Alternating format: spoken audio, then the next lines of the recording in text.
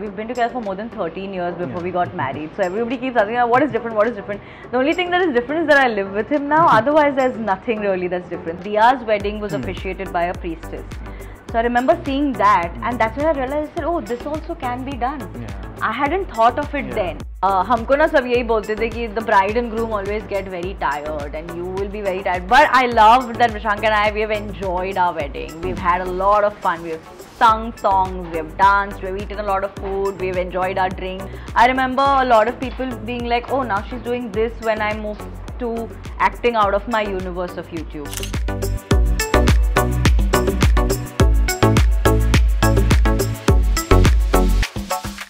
Hi Prajakta. Hi Devansh. Nice to see you again. It's so nice to meet you again. So the last time we met obviously was at the Jaipur Literature Festival. And I remember you signing me a copy of your book, which I couldn't even take back home because it was the demand was so high of an autographed Prajakta Kohli book. So yeah, some friend just got to know and they stole it away from me. Oh no! Okay, I would love to send you another one because I would love for you to read it. Yeah, I am still yet to get there, but now the audiobook is out on Audible.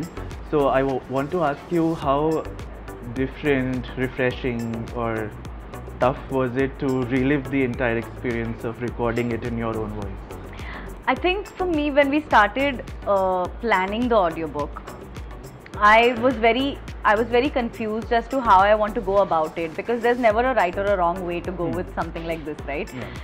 Since my book is a dual POV, Aman and Avni are my main characters. So some chapters are by in Aman's voice, some chapters are in Avni's voice. So I was always very confused, should I cast someone for Aman and then have him kind of narrate those chapters and I can do Avni's chapters. But when we got closer to recording it, I realized that I don't know if I can direct an actor. I don't know if I can, as an author, if I can actually sit down and tell them how to take this line or how to do it effectively, so it is similar to the way it is in my head when I wrote it. So I realized that, okay, I'm going to narrate for both characters and I'll see how that is, because a lot of the romance audiobooks that I have heard in the recent times actually had the author recite or narrate for both the male and female POV. So I thought that was quite exciting. And I think when I recorded it, the book wasn't out yet. So for me to actually distance myself from consuming it in writing and actually having it said out loud for the first time was definitely kind of an eye-opener with how a lot of things sounded when I said them. So there were some things in a lot of the chapters where I was like, अच्छा इसको change करना पड़ेगा या इसको ऐसे नहीं बोल सकते हैं, because जैसे लिखा है वैसा का वैसा cannot be repeated in the book. So there were a few changes that were made here and there, and it was nice to say them and then hear playback, and it was quite exciting. So I'm really hoping that the listeners kind of see that when they listen to it.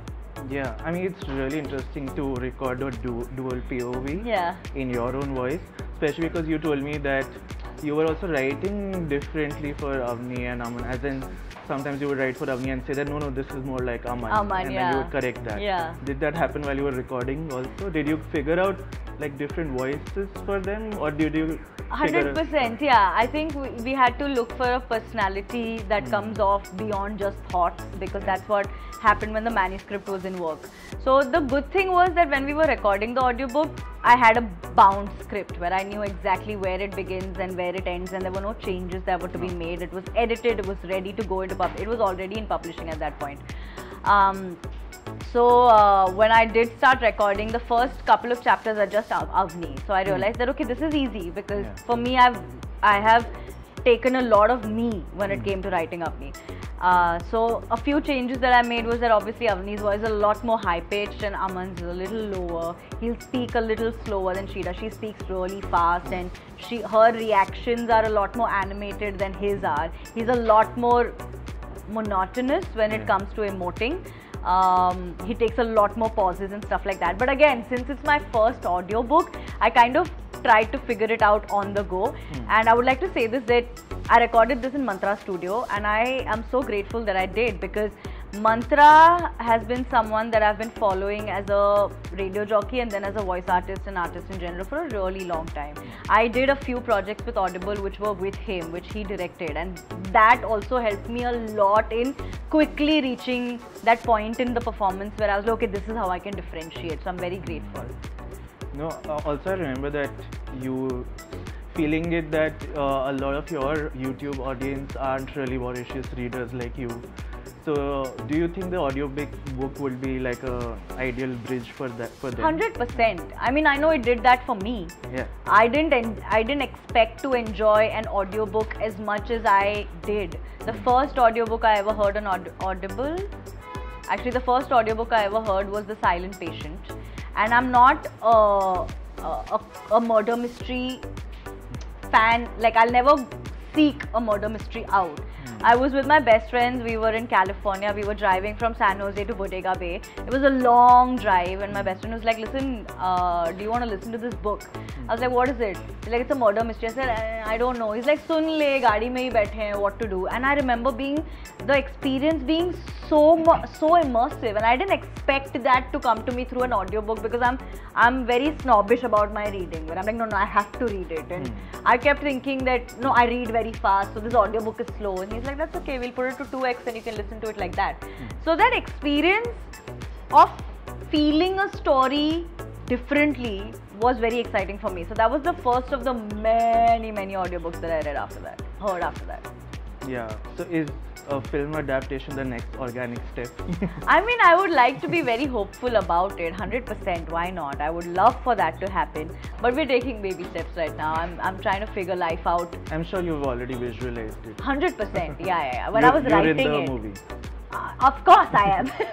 And who is playing Aman? We don't know that yet. We will see. Okay. We actually did an exercise. I asked around. And? I mean, you can't really blame them, but they said Rohit Saraf. Rohit Saraf. No, I get that. I even asked Akash Khurana. You did? What did he have to say? He said that I don't know, it's for her to figure out. But he said that I asked him that did you see her becoming an author while you were working with her? He said that later I realized that it was inevitable because she's a diehard romantic. Yeah. But I didn't know that she was a voracious reader. Yeah. So how do you still get that people just raising eyebrows that she's turned an author? Or do you see that YouTubers can be authors, why not? I think I've kind of made my peace with that because it's kind of been something that has repeated itself over the span of my career so far. I remember a lot of people being like, oh, now she's doing this when I moved to acting out of my universe of YouTube, when I moved to doing Khayali Pulao, which was a short film that I did, when Mismatched happened for me, when Jug Jug happened, Niyat happened. I felt that with a couple of songs that I made, which is like, they were like, oh, now you do this. Yeah. I also felt that with the book. I felt that when there were conversations which were socially relevant to my audience and me, when I started making those, and like, oh, this is also there. So I feel like as a creator, I know that I've found a lot of joy in kind of evolving, trying new things. Sometimes they work, sometimes they don't, but it's always been like a process constantly for me over the past decade. So it doesn't stand out anymore. Like, I expect it and it's fine. Maybe Mismatched fans can manifest you two getting together for again. The book, 100%. I really hope they do. I think he'll have to wear like brown lenses or something. But when we met last time, I had no idea that you were gonna get married. But now that you are, do you see that day as too good to be true? It was beautiful. No, yaar, I don't look at it as too good to be true. I look at it as beautiful, and it was everything that Rishank and I wanted, honestly. It was a celebration that went over 3 days, and हमको ना सब यही बोलते थे कि the bride and groom always get very tired and you will be very tired. But I love that Rishank and I, we have enjoyed our wedding. We've had a lot of fun. We've sung songs, we've danced, we've eaten a lot of food, we've enjoyed our drinks. We've met with all the people that we love and care for so much. Like, my family and my friends who have not met for years have actually flown down to meet us and be with us during those days. So I don't look at it as too good to be true. I look at it as something that was perfect. I mean, it was everything that we wanted, and I'm very happy now that I sit back and look at it. I'm like, oh, it all actually happened for us. It looks very stunning, especially also because it's in the lap of nature. Yeah. So I was also going through comments on your wedding pictures, and so many of them just really admired you for having a priestess at the wedding. Did you come across those reactions? I did. Yeah. So what was your thought behind that? I'll be very honest with you. There was never a decision that was made. I've always grown up with beautiful people around me, and a lot of them happen to be very strong women. So I always kind of seek a lot of comfort when I have people in positions of power around me who are women. And when it came to officiating our wedding also, at that time I remember Diya's wedding was officiated by a priestess. So I remember seeing that, and that's when I realized, I said, oh, this also can be done. I hadn't thought of it then. And then it was a thought that stayed with me. So when we started prepping for the wedding, this was a conversation I had with Vishank, and I was like, shall we do this? And Vishank was like, sure. And we were both on the same page with that. So I loved that that kind of came through, that we both found comfort in that. Vishank's social media bio reads that I've outsourced my social media strategy to mostly Spain. But I want to ask that, how comfortable are you with putting out not only your life but also his life now that you're married? Like, how comfortable do you think that, okay, I can go to this extent but not beyond that? I think those lines were defined for us a while ago. When I started making content only, my team, so there was Sudeep, Saurav, Gurpreet, all of us, we had sat down and they told me, there were some things that they prepared me for, where they prepared me for hate that is going to come my way no matter what happens. They prepared me for feedback that sometimes is not the best but could be very useful in growing as a creator. They also prepared me with privacy, where they kind of got me to understand what it means. And उस time पे I decided that I will never take a call on someone else's privacy, especially someone who's close to me in my life. I can always take the call on how extensive I want the sharing to be as long as my privacy is concerned. But the minute it involves another person, I will always have a conversation, draw a line there. So that has never been an issue. Even now, I think also we've been together for more than 13 years before we got married. So everybody keeps asking, what is different, what is different? The only thing that is different is that I live with him now. Otherwise, there's nothing really that's different. So I don't think that changes from what it has been for so long now. Finally, you told me that what you learned from Avni was to, if something good is staring at you in your face, that just give it a chance. So have you struggled with that personally, professionally? Wow, I haven't thought of that actually. I mean, there are micro incidents that come to mind.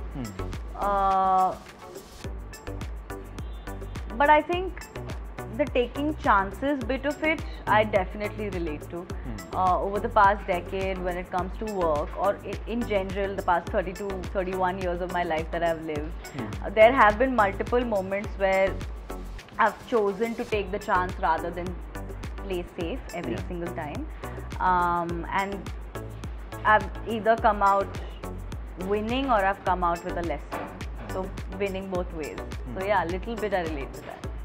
And when you were turning author, you said that it's annoying how calm I am, and I'm waiting for it to hit me. Has it hit No, it still hasn't. It got scary to a point where I remember talking to Barkha, my sister, saying that, listen, shouldn't I be freaking about this? Like, shouldn't there be some surge of emotion that's happening?